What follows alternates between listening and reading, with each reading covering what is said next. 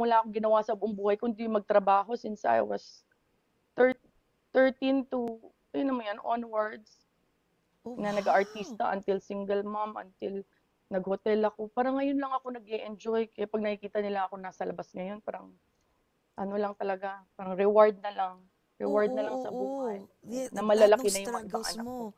Imagine mo lahat ng struggles mo na pag-as ngayon naman, 'di ba? Lahat ng mga Hmm, kumbaga the fruit of your own labor, no? Yung mga mm. pinaghirapan mo din yun, yung mga connections, 'di ba? Mga contacts mo. And now nagagamit mo, 'di ba? Ay, So, 'di ba? oo. 'Di ba? I mean, kilala ka pa rin as the Bunny Paras. I'm sure maraming nung nandito ka, hindi ba nagtatanong yung iba na parang, Oo 'di ba nga, artista ka artista dati? siya, Yung mga oo ganon? nga. Anong ginagawa niya dito? Oo, at 'pag nagtatrabaho ako nun nakikilala nila ako na, "Ay, artista ka dati. Ay, kapatid ka ni Charmaine." Ta's uuwi din naman ako sa Pilipinas, nagge-guest din naman ako sa mga shows.